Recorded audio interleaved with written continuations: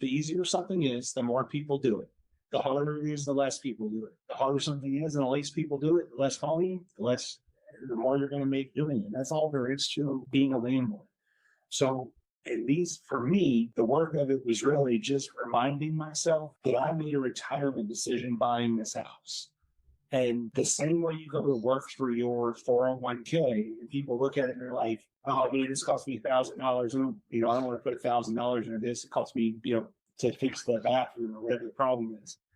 Well, how many hours do you have to go to work to put $1,000 in your 401k? And then is your 401k going to outperform this? Can you live in your 401k while it outperforms it? Because you can't, right? So $1,000 in your home that you put in your sweat equity into is 100% your work, but it's untaxed.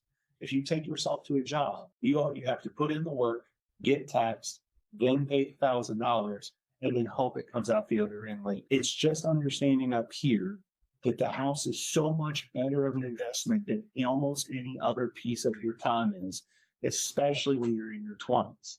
It's almost impossible for you to make enough per hour in your 20s to justify some of the costs that are in a house, right? So learning how to paint your room, learning how to paint some quarter wrap, learning how to unplug a clogged toilet and buying a $99 snake from Home Depot and popping on YouTube on how do I use a snake is so worth it for you, not just for those moments, but the rest of your life, right? Because you're learning how to take care of the house, but it's really motivating yourself to do that work and understand and remind yourself that, oh shit, I got to deal with this again. But remembering that this is your 401k and it's better than your 401k. Remembering this is retiring at 45, not retiring at 65. Because if you do it right, you buy a house at 20, around the time that you're about 45 years old, you're going to have 5 years left on your mortgage. The payment will be so small thanks to inflation, it won't matter anymore. And it'll probably, on average, be worth about 370% of what it was worth when you bought it. And if you made that extra payment a month or pay your payments every 2 weeks rather than every month, so you're done. Pay it off 19, 20, 20. So exactly, yeah. But that's I heard you want to live paycheck to paycheck. Oh, wait, you're done. So you're going to listen to the Investor Tribe podcast every Wednesday at 1:00. Get out of the rat race and learn how to earn passive income on the Investor Tribe podcast. So going back to kind of the awkwardness, and so you learn how to fix things sometimes because you don't want to pay somebody to fix it. You don't pay a plumber $400 to fix a leak. So you go there at night when everybody's sleeping and nobody's using the shower, and you get a pipe wrench and you fix things, and maybe you fall asleep there. Your neighbor's your roommate wakes up and is peeing, and you startle and what are you doing? We're gonna fix them.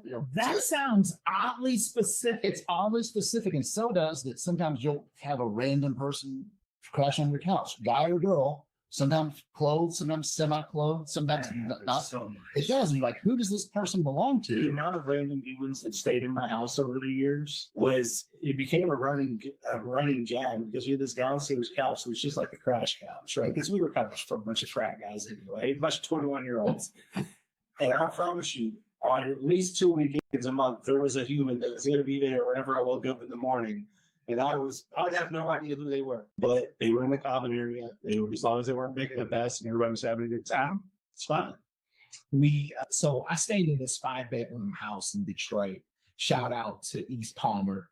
And if you're watching, shout out to the guys on East Palmer. And so it was a 5-bedroom apartment. Okay. This thing was a multi-family. It was like a fourplex, but it had this thing was humongous. Okay. Like 4 or 5 beds. And literally we had more than 5 people living there.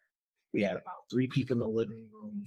The people that paid a little bit more money had their own kind of room, but we all had our room.